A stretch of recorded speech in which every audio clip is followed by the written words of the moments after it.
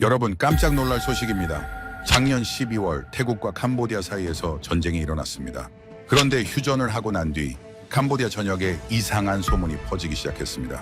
중국한테 속았다는 말과 한국이 가장 무서웠다는 말이 동시에 나왔습니다. 도대체 전쟁터에서 무슨 일이 벌어진 걸까요? 그리고 한국은 어떻게 이들을 그토록 놀라게 만든 걸까요?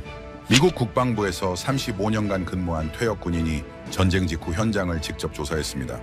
그가 병사들에게 직접 들은 충격적인 진실, 지금 바로 들려드리겠습니다. 시작에 앞서 좋아요와 구독 눌러주시면 한국의 더 많은 이야기를 소개하는 데에 큰 힘이 됩니다. 안녕하십니까? 저는 마이클 톰슨입니다. 미국 국방부에서 35년간 근무했고 지금은 은퇴해서 세계 각지의 분쟁 지역을 조사하는 일을 하고 있습니다. 오늘 들려드릴 이야기는 제가 직접 현장에서 목격하고 조사한 내용입니다. 작년 12월 태국과 캄보디아 사이에서 전쟁이 일어났습니다. 전쟁 자체는 며칠 만에 끝났지만 그 여파는 지금까지도 계속되고 있더군요. 저는 휴전 직후 캄보디아로 들어가 퇴역 군인들과 병사들을 만났습니다. 그들의 입에서 나온 이야기는 제가 35년간 보고 들은 그 어떤 것보다 충격적이었어요. 전쟁이 시작되기 몇 달 전으로 돌아가 보겠습니다. 캄보디아 군부는 자신감으로 가득했습니다. 그럴 만한 이유가 있었지요. 지난 몇 년간 중국으로부터 엄청난 양의 최신 무기를 들여왔거든요. 제가 만난 한 캄보디아 전직 장교는 당시 분위기를 이렇게 설명했습니다. 당시 캄보디아가 들여온 무기 목록은 상당했습니다. 주력 전차만 해도 60대가 넘었고 방공 미사일 시스템도 여러 종류를 갖췄더군요. 특히 자랑스러워했던 건 다연장 로켓 시스템이었습니다. 한 번에 수십 발을 쏟아부을 수 있는 화력이었지요. 제가 캄보디아 군부 내부 문서를 확인해 본 결과 그들은 철저하게 계산을 했었습니다. 태국 공군이 전투기를 70대 이상 보유하고 있다는 건 알고 있었어요. 하늘에서는 당연히 질 수밖에 없다고 판단했지요.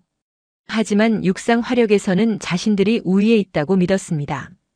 특히 다연장 로켓 숫자를 비교했을 때 캄보디아가 약 20대 정도 더 많았습니다.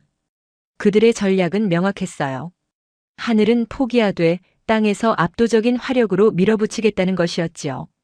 로켓을 수백 발씩 퍼부어서 태국 국경 지역을 초토화시키면 태국 정부가 국내 여론 압박을 못 견디고 협상 테이블로 나올 거라고 계산했던 겁니다. 지형적 이점도 있었습니다. 국경 지역에 있던 카지노 건물들을 몇 년에 걸쳐 은밀하게 군사기지로 개조해뒀더군요. 두꺼운 철근 콘크리트 건물이었고 산악 지형 위에 세워져 있어서 방어하기에 매우 유리한 위치였습니다. 제가 만난 장교는 당시 심정을 솔직하게 털어놨습니다. 완벽하다고 생각했다는 거예요.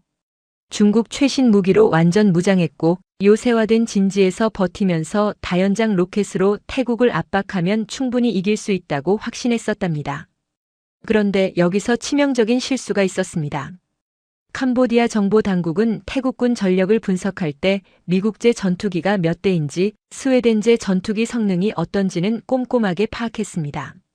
하지만 한국에서 들여온 무기들에 대해서는 거의 정보 수집을 하지 않았더군요.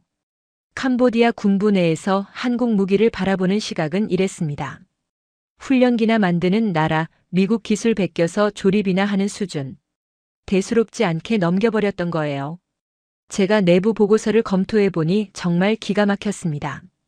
한국이 개발한 정밀 유도 폭탄에 대해서는 한 줄도 기록이 없었어요. 비행기가 있다는 건 알았지만 그냥 조종사 가르치는 훈련기인 줄로만 알았지 실제 전투에 투입할 수 있는 공격기라는 사실은 전혀 파악하지 못했습니다. 태국 해군의 최강 전력인 호위함이 한국에서 건조된 최신형이라는 것도 몰랐더군요. 정보 실패였습니다. 완전한 정보 실패였어요. 옛날 중국 병법서에 나오는 말이 있지 않습니까? 적을 알고 나를 알면 100번 싸워도 위태롭지 않다고요. 캄보디아는 바로 이 기본 중의 기본을 어긴 겁니다. 자기네 무기만 보면서 자신감에 가득 차 있었지 정작 상대방이 어떤 무기를 갖고 있는지는 제대로 분석하지 않았던 거예요. 특히 한국 무기에 대해서는 완전히 무지한 상태로 전쟁에 뛰어들었습니다. 그 대가를 이제부터 톡톡히 치르게 되지요. 제가 인터뷰한 장교는 마지막으로 이런 말을 남겼습니다. 만약 한국 무기 성능을 전쟁 전에 미리 알았더라면 아마 전쟁을 시작하지 않았을 거라고요. 적어도 그런 방식으로는 절대 하지 않았을 거라는 겁니다. 그만큼 나중에 받은 충격이 어마어마했다는 뜻이었습니다. 전쟁은 캄보디아의 선제 공격으로 시작되었습니다. 새벽 시간대였어요. 국경 지역 정글 속에 숨겨뒀던 다연장 로켓 발사대들이 일제히 포구를 태국 쪽으로 돌렸습니다. 제가 나중에 만난 캄보디아 포병 출신 병사는 그 순간을 생생하게 기억하고 있더군요. 발사 버튼을 누르는 순간 수백 발의 로켓이 불꽃을 뿜으며 하늘로 치솟았다고 합니다. 병사들은 환호성을 질렀어요. 드디어 시작이다. 우리가 이기고 있다는 확신으로 가득했지요. 로켓들이 포물선을 그리며 태국 국경 마을로 날아갔고 멀리서 폭발음이 들려왔습니다. 실제로 태국 쪽에 상당한 피해가 발생했습니다. 여러 마을에 로켓이 떨어졌고 민간인 사상자가 났어요. 캄보디아 지휘부에 올라온 첫 전황 보고는 긍정적이었습니다. 공격 성공, 적측 혼란 상태, 아군 피해 없음. 장성들은 서로 악수를 나누며 축하했다고 하더군요. 그런데 바로 여기서 첫 번째 문제가 드러났습니다. 150km를 날아간다고 자랑하던 중국제 로켓이 실제로는 그 거리에 도달하지 못했던 거예요. 목표로 설정한 태국군 후방 기지까지 닿지 않고 중간에 떨어져 버렸습니다. 제가 만난 포병 장교는 당황스러웠다고 털어놨어요. 분명히 좌표를 정확하게 입력했는데 착탄 확인이 안 되는 겁니다. 나중에 확인해 보니 중국 측이 홍보할 때 말한 숫자는 이론상 최대 사거리였던 거예요. 모든 조건이 완벽할 때나 나올 수 있는 수치였지요. 실전 환경에서는 바람도 불고 습도도 높고 지형도 울퉁불퉁한데 그런 상황을 전혀 고려하지 않은 숫자였던 겁니다. 명중률은 더 심각했습니다.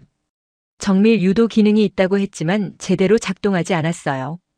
군사기지를 겨냥했는데 몇 킬로미터나 빗나가서 빈 들판에 떨어지는 경우가 부지기수였습니다. 심지어 발사대에서 나가자마자 추락해버린 로켓도 있었다고 하더군요. 하지만 캄보디아 지휘부는 아직 여유가 있었습니다. 다연장 로켓이 원래 정밀도가 낮은 무기니까 어느 정도는 예상했던 일이라고 생각했던 거예요. 그들이 진짜 믿었던 건 방공 시스템이었습니다. 예상대로 태국 공군이 출격했다는 정보가 들어왔어요. 캄보디아 방공부대는 긴장하면서 레이더 화면을 주시했습니다. 곧 적기가 나타날 것이다. 화면에 점이 뜨는 순간 미사일을 발사한다. 병사들은 손에 땀을 쥐고 그 순간을 기다렸지요. 그런데 이상한 일이 벌어졌습니다. 레이더 화면에 아무것도 나타나지 않는 거예요. 제가 인터뷰한 방공부대 병사는 그때를 이렇게 회상했습니다. 분명히 적기가 출격했다는 정보는 받았는데 레이더에는 아무것도 안 잡혔다고요. 처음에는 거리가 멀어서 그런가 보다 싶었대요. 몇 분을 기다려도 화면은 깨끗했습니다. 그러다 갑자기 멀리서 엄청난 폭발음이 들렸어요. 고개를 돌려보니 산 쪽에서 거대한 불기둥이 치솟고 있었습니다. 캄보디아군이 임시 사령부로 쓰고 있던 카지노 건물이었어요. 8층짜리 콘크리트 건물의 한가운데가 뻥 뚫리면서 안에서부터 무너져 내렸습니다. 제가 나중에 생존자를 만나봤는데 그 장면을 잊을 수가 없다고 하더군요. 건물이 마치 느린 동작처럼 천천히 주저앉는 게 눈앞에 생생하게 보였다는 겁니다. 여기서 정말 이상한 점이 있었어요. 적 전투기 엔진 소리를 아무도 듣지 못했다는 겁니다. 상식적으로 생각해 보세요. 공중에서 폭격을 하려면 비행기가 목표물 근처까지 와야 하지 않습니까? 그러면 당연히 엔진 소리가 들려야 정상이에요.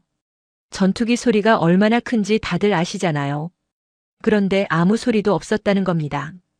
하늘은 조용했는데 갑자기 건물이 폭발했어요. 병사들은 완전히 혼란에 빠졌지요. 처음에는 미사일 공격인가 생각했대요. 순항 미사일 같은 게 날아온 건가 하고요. 긴급 보고가 지휘부에 올라갔습니다. 사령부 건물 피격, 기능 완전 상실, 사상자 다수 발생. 그런데 보고서 마지막 줄에 이렇게 적혀 있었다고 해요. 공격 방식 현재로서는 불명. 이게 핵심이었습니다. 도대체 뭘로 맞은 건지 알 수가 없으니까 어떻게 대응해야 할지도 모르는 거예요. 적기가 접근했으면 레이더에 잡혔어야 하는데 화면에 아무것도 안 떴거든요. 미사일이 날아왔다면 발사 지점이 탐지됐어야 하는데 그것도 없었어요. 제가 만난 장교는 그때 심정을 솔직하게 말해줬습니다. 마치 유령한테 맞은 것 같았다고요. 보이지 않는 적한테 공격당하는 기분이었대요. 그날 밤 사령부 건물 안에 있던 캄보디아 군인 6명이 그 자리에서 목숨을 잃었습니다. 수십 명이 중경상을 입었고요. 튼튼한 철근 콘크리트 건물이 앙상한 뼈대만 남긴 채 무너져 내렸어요. 나중에 전문가들이 잔해를 조사했는데 충격적인 사실이 밝혀졌습니다. 폭탄이 건물 정중앙, 그러니까 엘리베이터, 통로가 지나가는 핵심 구조 부분을 정확하게 관통해서 내부에서 폭발한 거였어요. 고층 건물에서 엘리베이터 코어는 척추 같은 역할을 하거든요. 건물 전체 하중을 지탱하는 핵심이지요. 바로 그 급소를 정확하게 가격한 겁니다. 우연히 그 부분에 맞은 게 절대 아니었어요. 처음부터 노리고 정밀하게 타격한 거였습니다. 다음 날 아침 더 큰 충격이 캄보디아를 강타했습니다. 국경 지역에 있던 중요한 다리가 폭격당한 거예요. 이 다리는 캄보디아군이 최전선으로 무기와 탄약과 식량을 실어 나르는 거의 유일한 보급로였습니다. 이 다리가 끊기면 전선에 있는 부대들이 후방과 완전히 단절되는 거였지요. 처음 공격에서는 다리 차선 하나가 날아갔어요. 그래도 완전히 끊기지는 않았습니다. 나머지 차선으로 차량들이 아직 건널 수 있었거든요. 캄보디아 측에서 급하게 복구 작업을 시작하려던 참이었어요.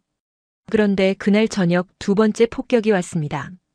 이번에는 다리 정중앙을 귀신같이 정확하게 타격했어요. 다리가 완전히 두 동강이 났습니다. 딱 두 번의 정밀 타격으로 캄보디아군 핵심 보급로가 완전히 절단된 거예요. 이때쯤 되니까 캄보디아군 사이에서 이상한 소문이 돌기 시작했습니다. 100km 밖에서 폭탄을 쏜다더라, 레이더에도 안 잡히고 소리도 안 나는데 갑자기 건물이 터진다더라. 처음에는 다들 말도 안 되는 헛소리라고 웃어넘겼대요. 100km면 엄청난 거리잖아요. 그 정도 떨어진 데서 폭탄을 던져서 건물 한가운데를 정확하게 맞춘다고요? 미사일도 아니고 폭탄인데요? 상식적으로 납득이 안 갔던 겁니다. 그런데 그 소문이 전부 사실이었습니다. 한국이 개발하고 제조한 정밀 유도 폭탄이었어요. 캄보디아 병사들은 이걸 유령 폭탄이라고 부르기 시작했습니다. 소리도 없이 기척도 없이 어디선가 귀신처럼 날아와서 목표물만 정확하게 때리고 사라지는 유령 같은 폭탄이라는 뜻이었지요. 전쟁의 양상이 완전히 바뀌기 시작했습니다. 한국제 정밀 유도 폭탄이 캄보디아군을 공포에 떨게 만들고 있는 동안 그들이 믿었던 중국 무기들이 하나둘씩 본색을 드러내기 시작했습니다. 가장 먼저 무너진 건 방공 시스템이었어요. 캄보디아가 중국으로부터 들여온 방공 레이더와 미사일 시스템은 분명히 최신형이었습니다. 40km 밖에서 적기를 탐지하고 격추시킬 수 있다고 중국 기술자들이 장담했던 장비였지요. 제가 확인한 계약서에도 그렇게 명시되어 있었어요. 그런데 막상 전쟁이 터지고 보니 전혀 작동하지 않았습니다. 태국군이 전자전을 펼쳤거든요. 전자전이라는 게 쉽게 말하면 적의 레이더나 통신 장비를 전파 방해로 무력화시키는 겁니다. 현대전에서는 기본 중에 기본이에요. 어떤 군대든 당연히 상대방이 전자전을 펼칠 거라고 예상하고 대비책을 마련해둬야 합니다. 문제는 중국제 시스템이 이런 대비가 전혀 되어 있지 않았다는 거예요. 제가 만난 방공 부대 병사는 그때 상황을 생생하게 기억하고 있었습니다. 레이더 앞에 앉아서 화면을 보고 있었는데 갑자기 화면이 하얗게 변하면서 아무것도 안 보이기 시작했대요. 처음에는 고장인 줄 알고 이리저리 만져봤지만 소용이 없었다고 해요. 나중에 알고 보니 태국군이 강력한 방해 전파를 쏴서 레이더를 완전히 먹통으로 만들어버린 거였습니다. 중국 기술자들이 그렇게 자랑하던 최신 알고리즘은 아무 쓸모가 없었어요. 재밍 한 방에 그냥 바로 무력화되어 버리는 허술한 수준이었던 겁니다. 레이더가 눈이 멀어버리니까 미사일을 쏘고 싶어도 쏠 수가 없었습니다. 방공 미사일이라는 게 날아가는 동안 레이더가 계속 적기 위치 정보를 보내줘야 하거든요. 그래야 목표물을 추적할 수 있는 건데 레이더가 아무것도 못 보니까 미사일한테 줄 정보 자체가 없는 거예요. 결국 사거리 40km를 자랑하던 미사일이 전쟁 내내 단 한 발도 발사되지 못했습니다. 중국 측이 철벽 방공망이라고 큰 소리 치던 그 시스템이 실전에서는 종이처럼 뚫려버린 거였어요. 그런데 더 충격적인 사건이 터졌습니다. 중국제 전차의 포신 폭발 사고였어요. 아이러니하게도 이 사고는 태국 쪽에서 일어났습니다. 태국도 캄보디아와 마찬가지로 중국에서 전차를 사서 운용하고 있었거든요. 어느 날 태국군 전차 한 대가 캄보디아군 진지를 향해 포격을 하고 있었습니다. 이틀 동안 쉬지 않고 200발 넘게 쏘았어요. 그런데 갑자기 굉음과 함께 포신이 터져버렸습니다. 대포에서 포탄이 날아가는 긴관이 한가운데서 찢어지듯이 갈라진 거예요. 폭발 충격으로 전차 안에 있던 승무원 3명이 부상을 당했고 전차는 완전히 폐기 처분해야 했습니다. 이 사진이 인터넷에 퍼지면서 군사 전문가들이 경악했어요. 전차 포신에는 수명이라는 게 있습니다. 포탄을 발사할 때마다 엄청난 압력과 열이 가해지니까 금속이 조금씩 닳고 피로가 쌓이는 거지요. 그래서 일정 횟수 이상 쏘면 새 포신으로 교체해야 해요. 중국은 이 전차 포신 수명을 500발이라고 공식적으로 명시했습니다. 그런데 태국군 전차는 겨우 200발밖에 안 쏘았어요. 수명의 절반도 채 못 채웠는데 터져버린 겁니다. 제가 자문을 구한 전문가들은 이렇게 말하더군요. 포신이 수명의 40% 지점에서 파열됐다는 건 제작 과정에 심각한 결함이 있다는 뜻이라고요. 금속에 불순물이 섞였거나 열 처리가 제대로 안 됐거나 내부 코팅이 부실했거나 뭔가 근본적인 문제가 있었을 거라는 겁니다. 비교를 해보니 더 가관이었어요. 한국군이 사용하는 전차 포신 수명은 1200발입니다. 중국제 공식 수명 500발보다 2배가 넘는 거지요. 그것도 공식 수명이 그렇다는 거고 실제로는 1200발 다 쏘고도 더 버티는 경우가 많다고 하더군요. 한국 전차는 1200발 쏴도 멀쩡한데 중국 전차는 500발 수명이라면서 200발에 터졌습니다. 이게 품질 차이였어요. 이 소식이 캄보디아군에도 순식간에 퍼졌습니다. 자기들도 똑같은 중국제 전차를 60대나 갖고 있었으니까요. 태국군 전차가 터졌다는 건 자기네 전차도 언제든 터질 수 있다는 뜻이잖아요. 제가 만난 기갑부대 병사는 그 사진을 보는 순간 등골이 오싹했다고 말했습니다. 포탄 장전할 때마다 이번에 터지는 거 아닌가 하는 생각이 들어서 손이 떨렸다고 하더군요. 전차병들의 사기가 완전히 바닥을 쳤어요. 원래 전차라는 게 보병들한테는 든든한 방패 같은 존재잖아요. 적을 막아주고 강력한 화력으로 지원해주는 거니까요. 그런데 그 전차가 언제 폭발할지 모르는 시한폭탄이 되어버린 겁니다. 병사들 사이에서 이런 말이 돌기 시작했대요. 전차 옆에 있으면 오히려 더 위험하다. 전차가 터지면 주변에 있는 사람들도 같이 죽으니까 최대한 멀리 떨어져 있으라고 서로 경고했다는 겁니다. 포신 폭발 사건은 시작에 불과했습니다. 캄보디아군이 노획한 내부 문서를 보니 중국 무기에 대한 불만 보고가 수두룩하게 쌓여 있었어요. 어떤 부대에서는 방공 레이더가 멀쩡히 작동하다가 갑자기 스스로 꺼지는 현상이 반복됐다고 합니다. 기술병이 점검해봐도 원인을 모르겠고 다시 켜면 또 작동하다가 또 꺼지고 전투 중에 레이더가 혼자 꺼져버리면 어떻게 해야 합니까? 적기가 오는지 안 오는지도 모르는 채로 당해야 하는 거잖아요. 다른 부대에서는 미사일 발사 버튼을 눌렀는데 미사일이 안 나갔다는 보고도 있었어요. 시스템상으로는 발사 신호가 갔는데 미사일이 꿈쩍도 안 하더라는 겁니다. 확인해보니 발사대와 미사일 사이 연결 회로에 접촉 불량이 있었다고 해요. 적기가 날아오는데 미사일 버튼 눌렀는데 안 나가면 그냥 죽는 거잖아요. 부품 교체 문제는 더 심각했습니다. 중국 측에 고장난 부품 교체를 요청하면 답이 몇 달씩 안 왔대요. 급하다고 재촉해도 지금 물량이 없다, 기다리라 이러면서 질질 끌었다는 겁니다.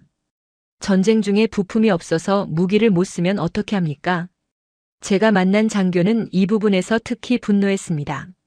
중국이 무기 팔 때는 얼마나 친절했는지 모른다고 하더군요. 뭐든 해드리겠습니다. 걱정 마십시오. 이러면서요.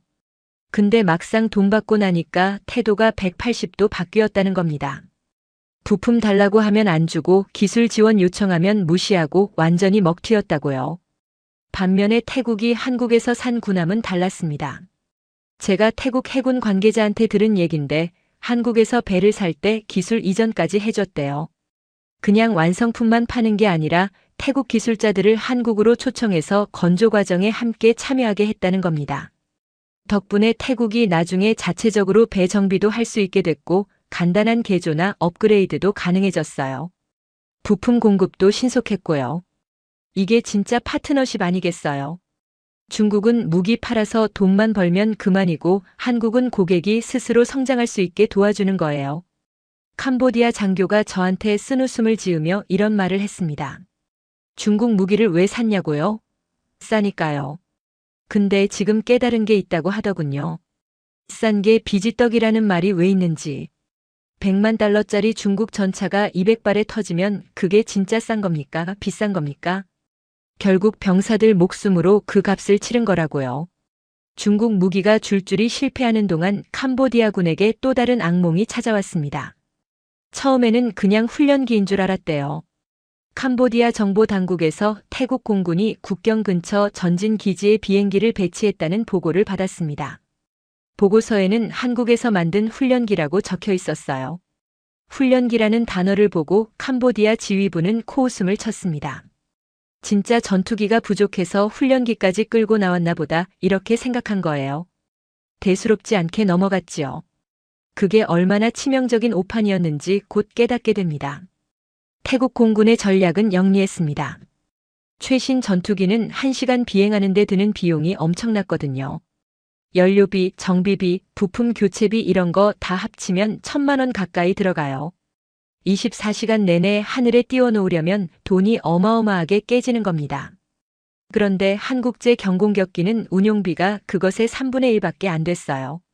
그러면서도 성능은 구형 전투기 못지않았습니다. 초음 속으로 날 수 있고 정밀 유도 무기를 장착할 수 있고 현대식 레이더도 갖추고 있었지요. 태국은 이걸 국경 바로 코앞에 있는 전진 기지에 배치했습니다. 거기서 국경까지는 비행시간이 채 10분도 안 걸렸어요. 캄보디아군이 뭔가 수상한 움직임을 보이면 즉시 출격할 수 있는 위치였던 겁니다. 결정적인 사건이 일어난 건 전쟁이 시작되고 며칠 후였습니다. 태국군 정찰 자산이 캄보디아 국경 근처 정글에서 수상한 움직임을 포착했어요. 다연장 로켓 발사대 3문이 발사 준비를 하고 있었습니다. 이 로켓들이 발사되면 또다시 태국 민간인들이 죽을 상황이었지요. 문제는 시간이었습니다. 대형 전투기를 출격시키려면 후방 기지에서 날아오는데 최소 20분은 걸렸어요. 그런데 로켓 발사는 5분이면 끝나거든요. 기다리다가는 이미 로켓이 발사된 후에 도착하게 되는 겁니다. 바로 그때 전진 기지에 대기하고 있던 경공격기 2대가 긴급 출격 명령을 받았습니다.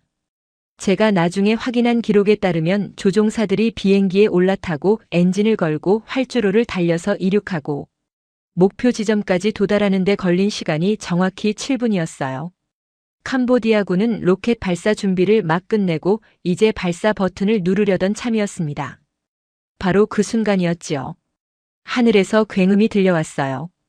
경공격기가 정글 위를 저공으로 휩쓸고 지나간 겁니다. 갑자기 나타난 전투기를 본 캄보디아 병사들은 혼비백산에서 사방으로 흩어져 달아났습니다. 로켓 발사대는 그 자리에 덩그러니 버려졌어요. 나중에 태국군 특수부대가 현장을 확보했는데 로켓에 이미 발사 좌표가 입력되어 있었다고 합니다. 어디를 겨냥하고 있었는지 확인해 보니 태국 국경 마을 주거 지역이었어요. 하마터면 또 수십 명의 민간인이 목숨을 잃을 뻔했던 걸 훈련기라고 무시당하던 비행기가 막아낸 겁니다. 이 사건 이후로 캄보디아군 사이에서 인식이 완전히 바뀌었습니다. 제가 만난 병사는 이렇게 말하더군요. 대형 전투기는 무섭긴 한데 그래도 예측이 가능하다고요. 큰 비행기니까 출격 준비하는데 시간이 걸리고 어느 방향에서 오는지 대충 감이 온다는 겁니다. 근데 이 작은 비행기는 달랐대요. 갑자기 어디서 튀어나올지 모르겠고 빠르고 조용하고 캄보디아군이 로켓 발사 준비를 하고 있으면 언제 날아올지 몰라서 신경이 곤두섰다고 합니다. 예전에는 느긋하게 준비하고 발사하고 도망갈 시간이 있었어요. 그런데 이 비행기가 전진 배치된 다음부터는 발사 준비하다가 엔진 소리만 들려도 허겁지겁 장비를 내팽개치고 도망쳐야 했대요. 로켓 한 발도 제대로 못 쏘고 달아나기 바빴다는 겁니다. 더 놀라운 건 이 비행기가 전 세계적으로 엄청나게 잘 팔리고 있다는 사실이었습니다. 태국뿐만 아니라 필리핀, 인도네시아, 이라크, 폴란드 같은 나라들이 줄줄이 이 비행기를 샀어요. 지금까지 수출된 대수가 거의 200대에 육박한다고 하더군요. 한국이 만든 항공기 중에서 단일 기종으로 이 정도 수출 실적을 올린 건 유일하대요. 그만큼 세계 시장에서 인정받고 있다는 뜻이지요. 이번 전쟁은 이 비행기의 실전 능력을 전 세계에 생생하게 증명하는 기회가 됐습니다. 훈련기라고 무시당하던 비행기가 실제 전쟁터에서 결정적인 순간에 민간인을 구하고 적의 공격을 저지하는 활약을 펼쳤으니까요. 제가 들은 바로는 이 소식이 퍼진 후에 구매를 문의하는 나라가 부쩍 늘었다고 합니다. 특히 동남아시아랑 중동 쪽에서 관심이 높대요. 가격은 합리적인데 성능은 실전에서 검증됐으니 당연히 관심이 쏠릴 수밖에 없겠지요. 캄보디아 병사들은 이 비행기에 특별한 별명을 붙였습니다. 유령 전투기라고요. 정밀 유도 폭탄을 유령 폭탄이라고 부른 것처럼 이 비행기도 유령처럼 갑자기 나타났다 사라진다고 해서 붙인 이름이었어요. 하늘에서 정밀 유도 폭탄이랑 경공격기가 캄보디아군을 압박하고 있는 동안 바다에서는 또 다른 재앙이 기다리고 있었습니다. 정밀 유도 폭탄이 캄보디아군의 육상 보급로인 중요한 다리를 끊어버렸다는 건 앞서 말씀드렸지요. 트럭으로 무기와 탄약과 식량을 전선으로 보내는 게 불가능해진 겁니다. 그러면 이제 남은 보급 통로가 어디겠습니까? 바다밖에 없는 거예요. 캄보디아 남쪽에 항구 도시가 하나 있습니다. 이게 캄보디아가 가진 유일한 대형 항구였어요. 중국에서 보내주는 무기와 탄약과 연료가 전부 배에 실려서 이 항구로 들어오고 거기서 트럭에 옮겨 실어서 전선으로 보내는 루트였지요. 육상 보급로가 끊겼으니까 이 해상 루트가 캄보디아군의 유일한 생명줄이 된 겁니다. 태국 해군이 바로 이걸 노렸습니다. 작전에 투입된 배는 단 한 척이었어요. 한국에서 건조된 호위함이었습니다. 제가 캄보디아 해군 출신 장교를 만났는데 이 사람이 그 배에 대해서 정말 충격적인 말을 하더군요. 괴물이었다고요. 배 한 척이 자기네 해군 전체를 상대로 바다를 막았다는 겁니다. 이 배가 어떤 배인지 설명을 좀 드려야겠습니다. 길이가 124m 정도 됐어요. 축구장 길이가 보통 105m니까 그보다 좀 더 긴 거지요. 승조원이 140명 정도 타고 최신 무장이 빼곡하게 실려 있었습니다. 적 비행기나 미사일을 요격할 수 있는 대공 미사일이 있고 적 군함을 타격하는 대함 미사일이 있고 잠수함을 공격하는 어뢰도 있고 지상 목표물을 때리는 함포도 있었어요. 만능 전투함이었던 겁니다. 특히 레이더랑 전투 시스템이 뛰어났습니다. 동시에 여러 개의 목표물을 탐지하고 추적하면서 위협 순위를 자동으로 계산해서 대응하는 능력을 갖추고 있었어요. 적 전투기가 날아오든 미사일이 날아오든 적 함정이 접근하든 전부 다 잡아서 요격하거나 공격할 수 있었던 겁니다. 반면에 캄보디아 해군이 뭘 갖고 있었냐면요. 솔직히 비교 자체가 민망한 수준이었습니다. 소형 경비정 몇 척이 전부였거든요. 배수량 몇백 톤짜리 조그만 배들이었어요. 태국 호위함 한 척이 3,000톤인데 캄보디아 해군 배들을 전부 합쳐도 그것보다 작았을 겁니다. 화력 차이는 말할 것도 없었고요. 제가 만난 캄보디아 해군 장교는 솔직하게 털어놨습니다. 처음부터 바다에서 싸울 생각이 없었다고요. 상대가 안 되니까요. 그냥 항구에 배를 묶어두고 최대한 숨어 있으려고 했대요. 나가면 격침당하는 게 뻔했으니까요. 근데 문제는 자기들이 안 나가도 상대방이 들어온다는 거였습니다. 태국 호위함이 캄보디아 항구로 향하는 주요 항로에 딱 버티고 섰어요. 그리고 지나가는 선박들을 하나하나 전부 검문하기 시작했습니다. 캄보디아 국적 선박이든 제3국 국적 선박이든 상관없이 일단 다 세웠어요. 어디서 왔나, 어디로 가나, 뭘 싣고 있나, 화물칸을 열어봐라. 이렇게 꼼꼼하게 확인하고 무기나 탄약 같은 군수 물자가 발견되면 즉시 압류하거나 돌려보냈습니다. 캄보디아 정부가 격렬하게 항의했어요. 이건 명백한 국제법 위반이다. 공해상에서 다른 나라 선박을 멋대로 세우고 검문할 권리가 어디 있냐고요. 그런데 태국 측 논리도 있었습니다. 전시 상황에서 교전국으로 들어가는 군수 물자 수송을 차단하는 건 국제법상 허용되는 교전 행위라는 거였지요. 실제로 국제법에 그런 조항이 있긴 해요. 해석의 여지가 있어서 나중에 법적 분쟁이 생길 수도 있겠지만 일단 전쟁이 끝나야 그런 논의도 하는 거잖아요. 당장은 태국 해군이 바다를 완전히 장악한 상태였습니다. 캄보디아 해군이 이걸 막으려고 나섰을까요? 장교가 쓴웃음을 지으면서 말하더군요. 나가서 뭘 하냐고요. 항구를 나서는 순간 격침당할 텐데. 그 호위함 한 척의 화력이 자기네 해군 전체보다 강하다는 겁니다. 나가면 죽는 거니까 그냥 항구에 처박혀서 지켜보는 수밖에 없었대요. 해상 봉쇄가 본격적으로 시작되고 며칠이 지나자 효과가 바로 나타났습니다. 캄보디아 전선에서 물자 부족 현상이 심각해지기 시작한 거예요. 원래 중국에서 배로 보내주는 탄약이랑 연료로 버티고 있었는데 그게 바다에서 막히니까 보급이 뚝 끊긴 겁니다. 제가 만난 최전선 병사가 그때 상황을 생생하게 기억하고 있었습니다. 처음 며칠은 괜찮았대요. 비축해둔 물자가 있었으니까요. 근데 보급 트럭이 안 오기 시작하면서 상황이 급격히 나빠졌다고 합니다. 사흘째부터 식사가 줄었어요. 하루 3끼에서 2끼로, 2끼에서 1끼로. 나중에는 라면 한 봉지를 동료 3명이 나눠 먹어야 했대요. 탄약 부족은 더 심각했습니다. 다연장 로켓을 쏘고 싶어도 쏠 로켓탄이 없는 상황이 됐어요. 처음에 그렇게 자신있게 쏴대던 로켓 발사대가 재고가 바닥나니까 그냥 고철 덩어리가 되어버린 겁니다. 소총탄도 부족해지기 시작했어요. 병사 1인당 30발밖에 안 남았다고 하더군요. 보통 전투 한 번 하면 수백 발은 쓰거든요. 30발이면 제대로 된 교전 한 번 하면 끝이에요. 지휘관이 아껴 쓰라고 신신당부했지만 적이 쳐들어오면 어떻게 아낍니까? 연료 상황은 더 절망적이었습니다. 전차든 트럭이든 장갑차든 연료가 있어야 움직이잖아요. 캄보디아는 산유국이 아니라서 연료를 전부 수입에 의존했거든요. 해상 봉쇄로 연료 수입이 막히니까 기갑부대가 꼼짝을 못하게 됐습니다. 중국에서 사들인 전차가 60대나 있었는데 기름이 없어서 그냥 정글에 세워둘 수밖에 없었어요. 기름 떨어진 전차가 뭘 할 수 있겠습니까? 움직이지 못하면 그냥 거대한 철덩어리에 불과한 거잖아요. 제가 만난 기갑부대 병사는 한탄하듯이 말했습니다. 전차가 60대 있으면 뭐 하냐고요. 기름이 없는데.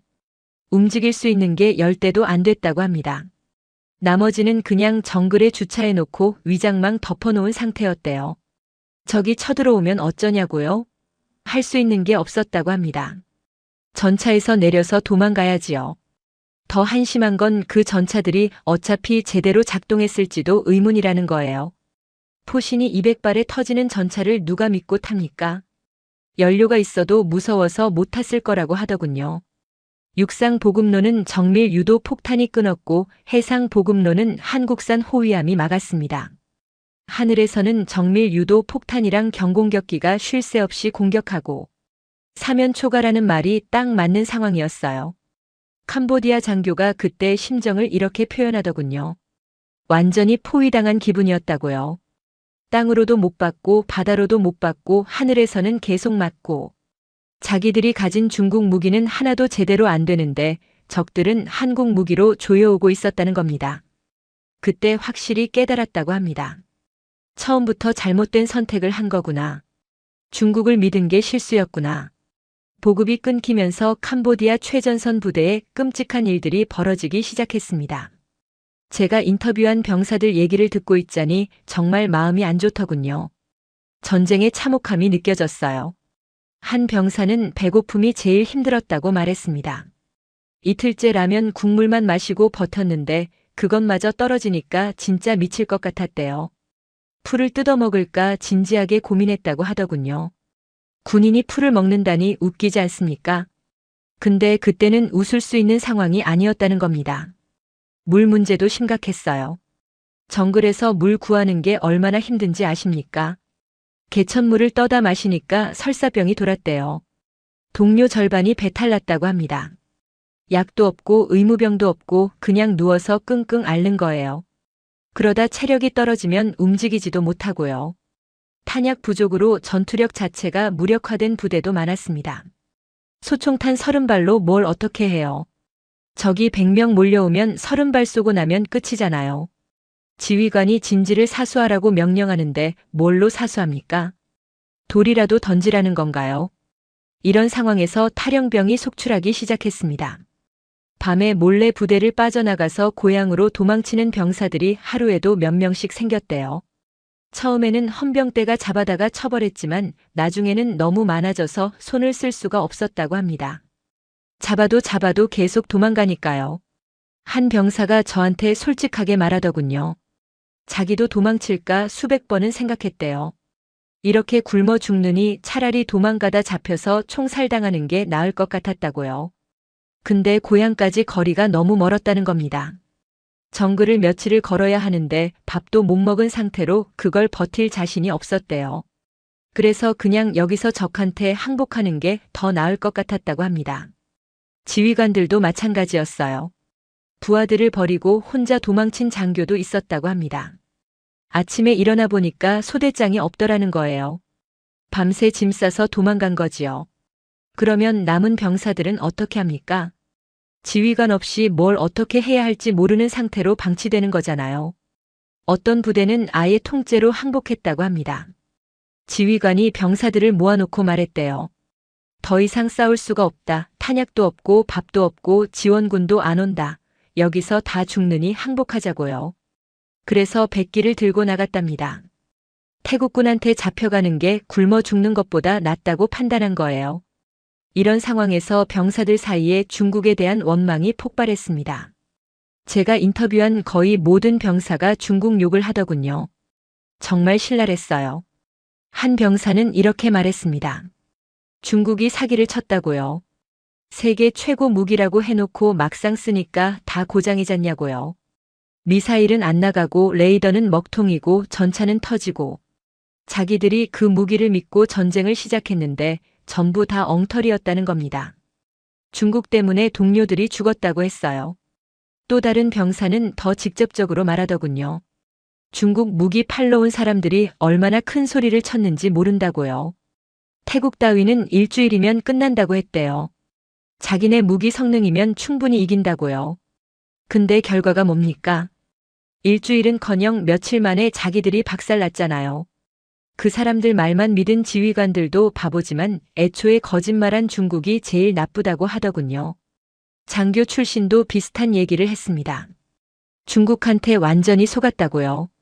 무기 살 때는 그렇게 좋은 말만 해놓고 막상 전쟁 터지니까 지원도 안 해준대요.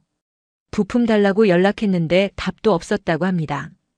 팔 때는 언제든 도와주겠다더니 정작 필요할 때는 나 몰라라 한다는 거예요. 앞으로 절대 중국 무기 안 산다고 했습니다.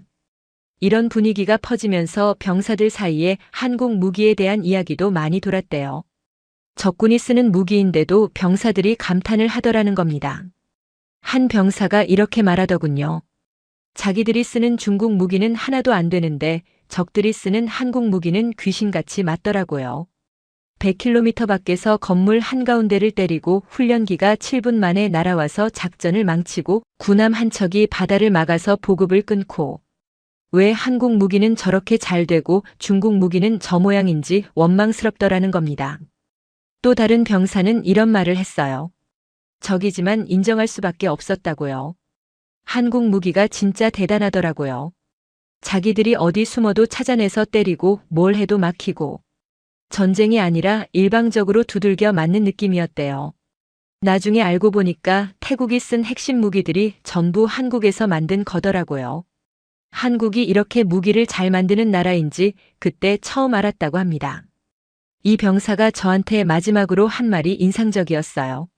솔직히 자기들도 한국 무기 쓰고 싶었대요. 중국 무기 말고요. 근데 이미 늦었잖냐고요. 전쟁은 시작됐고 자기들은 중국 무기밖에 없었고 처음부터 잘못된 선택을 한 거라고 했습니다. 중국을 믿은 게 화근이었다고요. 굶주림과 공포와 배신감이 겹치면서 캄보디아군은 완전히 무너졌습니다. 더 이상 조직적인 저항이 불가능한 상태가 됐어요. 결국 개전 후 불과 며칠 만에 휴전 협상에 나설 수밖에 없었습니다. 협상 테이블에 앉은 캄보디아 대표단의 심정이 어땠을지 상상이 가시지요. 자신만만하게 전쟁을 시작했다가 완전히 박살이 났으니까요. 그것도 믿었던 중국 무기가 전부 배신하는 바람에요. 전쟁이 휴전으로 마무리된 직후 저는 캄보디아 현지 분위기를 파악하기 위해 여러 경로로 정보를 수집했습니다. 제가 들은 이야기들 중에는 정말 놀라운 것들이 많았어요. 캄보디아 사회 전체에 이번 전쟁에 대한 이야기가 급속도로 퍼지면서 일종의 도시 전설 같은 것들이 만들어지고 있었거든요. 전쟁을 직접 겪은 병사들이 제대하거나 휴가를 나와서 고향에 돌아가면 당연히 가족들한테 자기가 전쟁터에서 겪은 일을 이야기하잖아요. 그러면 그게 동네 사람들한테 퍼지고 옆 마을로 퍼지고 시장에서 장사하는 사람들 입을 타고 다른 지역까지 퍼지고요. 입에서 입으로 전해지다 보면 점점 부풀려지기도 하고 과장되기도 해요. 어떤 부분은 왜곡되기도 하고요. 그 과정에서 사실과 과장이 뒤섞인 온갖 소문들이 캄보디아 전역을 뒤덮은 겁니다. 제가 수집한 소문들 중에서 가장 많이 회자되는 것들을 정리해드리겠습니다. 첫 번째는 중국 무기에 대한 소문이었는데요. 내용이 정말 신랄하고 독했습니다. 캄보디아 사람들 사이에서 중국 무기를 뭐라고 부르는지 아십니까? 전시회용 무기라고 부른대요. 무슨 뜻이냐면 전시회에 갖다 놓고 손님들한테 구경시키는 데는 아주 좋은데 실제로 전쟁에서 쓰면 절대 안 되는 무기라는 겁니다. 겉모양은 번지르하게 잘 만들어 놨는데 속은 텅 비었다는 뜻이지요. 중국 무기 전시회에 가보면 정말 그럴듯하게 만들어 놨거든요. 최신 전차도 있고 전투기도 있고 미사일도 있고 옆에 스펙 적힌 팻말 세워놓고 홍보 영상 틀어놓으면 대단해 보여요. 근데 그게 진짜 성능이 아니었다는 게 이번에 드러난 거지요. 캄보디아에서 이런 블랙 유머도 돌고 있었습니다. 중국 전차 타려면 유서부터 써라. 왜냐하면 200발 쏘면 포신이 터지니까 언제 죽을지 모르거든요. 중국 미사일 쏘려면 기도부터 해라. 발사 버튼 눌러도 나갈지 안 나갈지 하늘만 아니까요. 중국 레이더 켜면 눈 감아라. 어차피 적이 와도 안 보이니까 보나 마나라는 거예요. 웃기면서도 씁쓸한 농담들이에요. 왜냐하면 이게 그냥 농담이 아니라 실제로 일어난 일들을 풍자한 거거든요. 진짜로 전차 포신이 터져서 병사들이 다쳤고 진짜로 미사일이 안 나가서 속수무책으로 당했고 진짜로 레이더가 먹통이 돼서 폭격당하는 줄도 몰랐잖아요. 그 무기들 때문에 캄보디아 병사들이 죽었으니까 웃을 수만은 없는 농담이에요.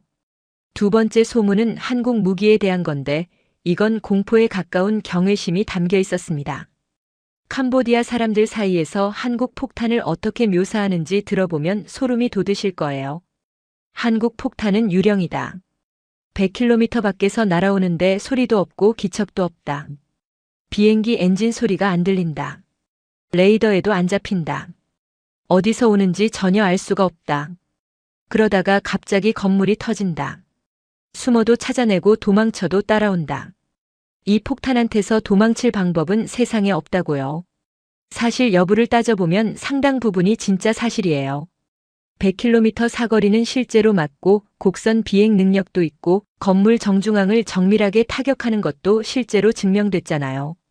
다만 숨어도 찾아내고 도망쳐도 따라온다는 부분은 좀 과장된 거예요.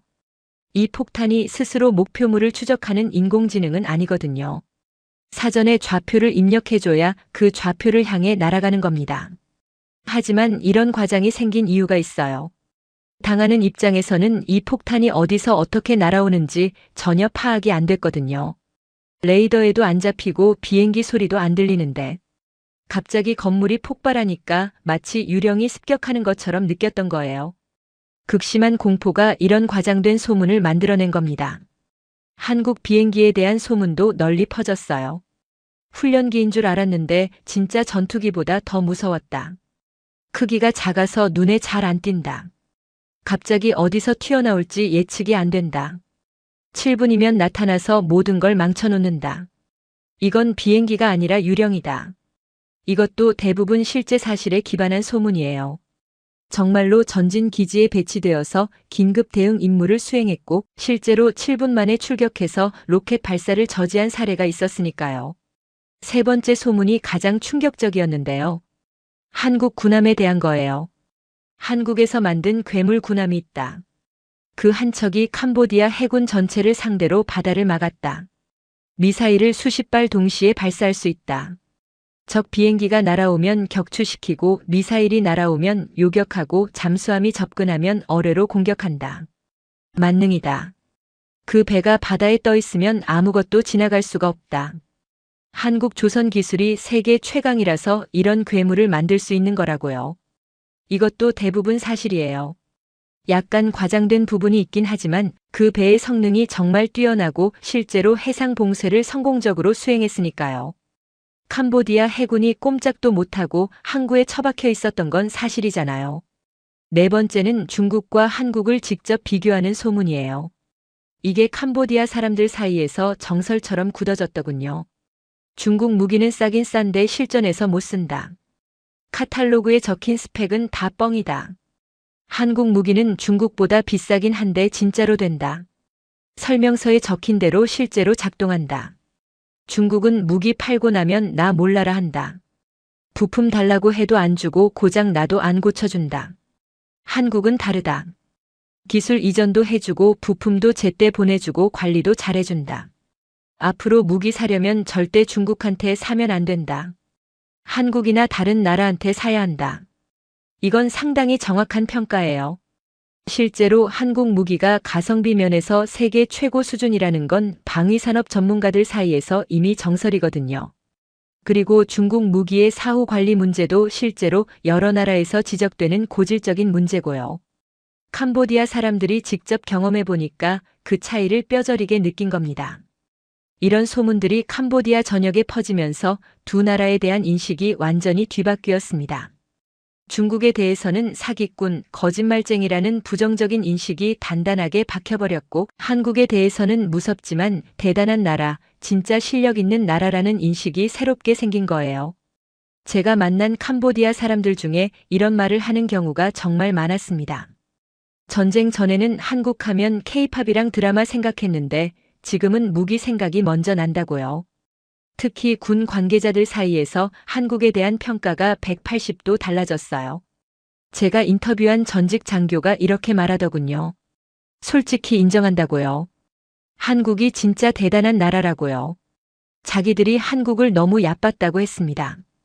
훈련기나 만드는 나라, 조립이나 하는 나라라고 무시했는데 그게 얼마나 어리석고 오만한 생각이었는지 이번에 뼈저리게 깨달았대요.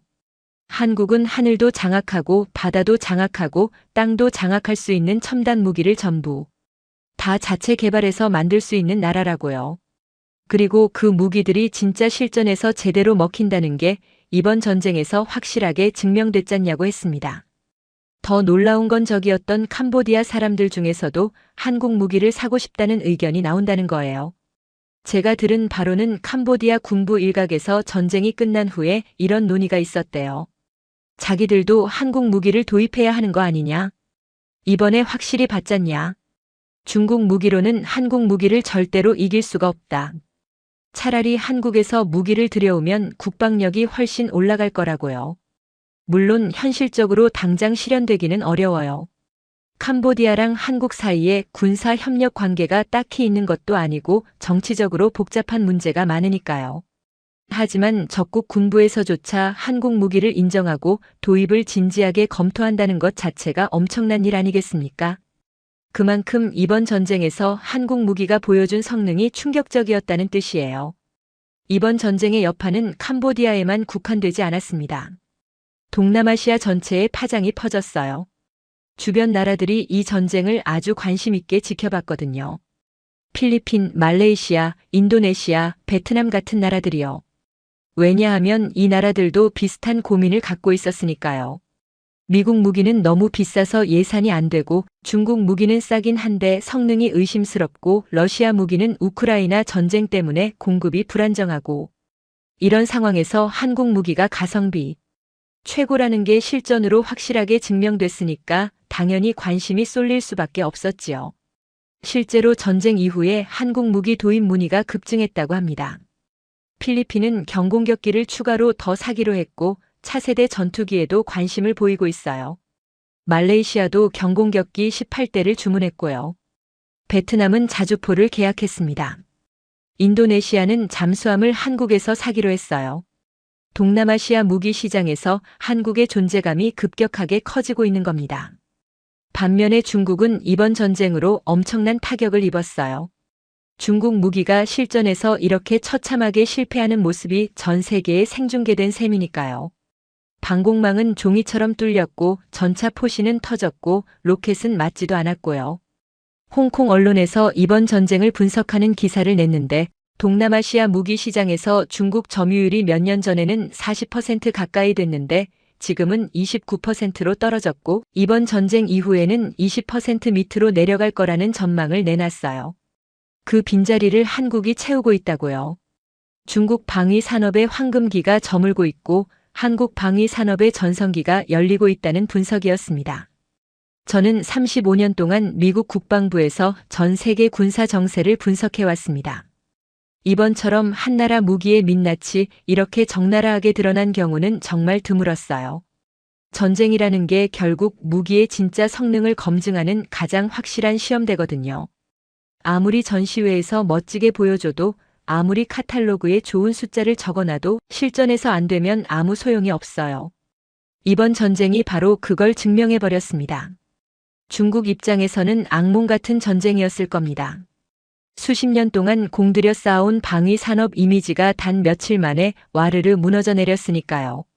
중국이 그동안 무기를 팔 때 어떤 논리를 썼냐면 성능은 미국 것과 거의 비슷한데 가격은 절반밖에 안 된다. 가성비 최고다. 똑같은 돈으로 2배 더 많이 무장할 수 있다. 이렇게 홍보했거든요. 개발도상국들 입장에서는 솔깃할 수밖에 없는 제안이었지요. 근데 문제는 이 무기들이 실전에서 제대로 검증된 적이 거의 없었다는 거예요. 중국이 직접 참전한 대규모 전쟁이 한참 전 이후로 없었잖아요. 그러니까 중국 무기 성능이 진짜로 어느 정도인지 객관적으로 아는 사람이 아무도 없었던 겁니다. 전시회에서 보여주는 번지르한 스펙이랑 화려한 홍보 영상만 믿고 산 거지요. 이번 전쟁에서 그 실체가 온 세상에 만천하에 드러났습니다. 40km 밖에서 적기를 잡는다던 레이더가 전자전 한 방에 허무하게 먹통이 되고 500발 쏠 수 있다던 전차 포신이 겨우 200발에 찢어지듯이 터져버리고 150km 날아간다던 로켓이 목표물 근처에도 못 가고 엉뚱한 데 떨어지고 카탈로그에 인쇄된 숫자랑 실제 성능이 완전히 딴판이라는 게 증명된 거예요. 이건 단순히 캄보디아 한나라의 문제가 아닙니다. 중국 방위 산업 전체에 대한 신뢰를 뿌리째 흔드는 대사건이에요. 앞으로 중국 무기를 사려던 나라들이 이번 사례를 보고 다시 한번 심각하게 재고하게 될 겁니다. 아무리 싸도 실전에서 이 모양이면 무슨 소용이 있냐고요. 그 돈이면 차라리 좀 더 보태서 제대로 검증된 무기를 사는 게 낫지 않냐고요. 비싼 게 비지떡이라는 걸 캄보디아가 피로 증명해줬으니까요. 반면에 한국은 이번 전쟁에서 엄청난 수혜를 입었습니다. 돈 한 푼 안 들이고 전 세계를 상대로 한국 무기의 실전 능력을 대대적으로 광고한 셈이니까요. 정밀 유도 폭탄이 100km 밖에서 건물 정중앙을 정확하게 때리는 장면, 경공격기가 7분 만에 긴급 출격해서 적의 로켓 발사를 저지하는 뉴스, 호위함이 단독으로 해상 봉쇄를 완벽하게 성공시키는 보도. 이런 것들이 전 세계 언론과 군사 전문 매체와 인터넷을 통해서 순식간에 퍼져나갔거든요. 어떤 광고보다 효과적인 홍보였어요. 왜냐하면 이건 실전 기록이니까요. 전시회에서 틀어주는 컴퓨터 그래픽 영상이 아니라 진짜 전쟁터에서 피 흘리며 검증된 결과잖아요. 이보다 더 확실하고 신뢰할 수 있는 증거가 세상에 어디 있겠습니까? 제가 개인적으로 주목하는 건 한국 방위 산업의 시장 포지셔닝이에요. 한국 무기가 정말 좋은 자리를 딱 잡았거든요. 미국이나 유럽 무기처럼 세계 최첨단은 아니에요. 하지만 그런 최첨단 무기들보다 가격이 훨씬 싸요. 절반에서 3분의 1 수준이에요. 중국 무기처럼 바닥을 기는 저가는 아니에요. 중국보다는 확실히 비싸요. 하지만 성능이 실전에서 확실하게 검증됐어요. 카탈로그에 적힌 대로 진짜 작동한다는 게 증명됐어요. 가격과 성능 사이에서 가장 좋은 균형, 가장 매력적인 지점을 정확하게 찾은 거예요. 중진국들 입장에서는 이게 가장 현실적이고 합리적인 선택지입니다. 미국 무기는 너무 비싸서 예산이 안 되고 중국 무기는 싸긴 싼데 이번에 보니까 성능이 불안하고 그 사이에서 한국 무기가 딱 좋은 대안으로 떠오른 거지요. 그리고 한국의 또 다른 결정적인 강점이 뭐냐면 미국 무기 체계랑 호환이 잘 된다는 거예요. 정밀 유도 폭탄이 미국제 전투기에 바로 장착되잖아요. 별도의 개조 없이 그냥 달면 되는 거예요. 미국 동맹국들 입장에서는 이게 엄청난 장점이에요. 기존에 갖고 있는 미국 무기랑 섞어서 같이 운용할 수 있으니까요. 중국이나 러시아 무기를 사면 체계가 안 맞아서 완전히 별도로 운용해야 하는데 한국 무기는 그런 골치 아픈 문제가 없어요. 저는 앞으로 미국이 한국 방위 산업을 더 적극적으로 지원하고 밀어줄 거라고 봅니다. 미국 입장에서도 동맹국들이 중국이나 러시아 무기 사는 것보다는 한국 무기 사는 게 훨씬 낫거든요. 어차피 미국 것 살 예산이 안 되는 나라들이면 차선책으로 한국 것이라도 사서 서방 진영, 미국 편에 붙어 있는 게 전략적으로 이익이잖아요. 미국이 필리핀이나 태국 같은 동맹국들한테 한국 무기 도입을 은근히 권장하고 있다는 얘기도 들려요. 이번 전쟁을 통해서 제가 내린 결론은 명확합니다. 무기는 가격이 아니라 성능으로 평가해야 한다는 거예요. 비싼 게 비지떡이라는 옛말이 절대로 틀린 게 아닙니다. 캄보디아가 중국 무기 사느라 투자한 돈이 수억 달러, 우리 돈으로 수천억 원은 됐을 텐데 정작 전쟁에서는 아무런 쓸모가 없었잖아요. 그 어마어마한 돈을 그냥 허공에 날린 거나 다름없어요.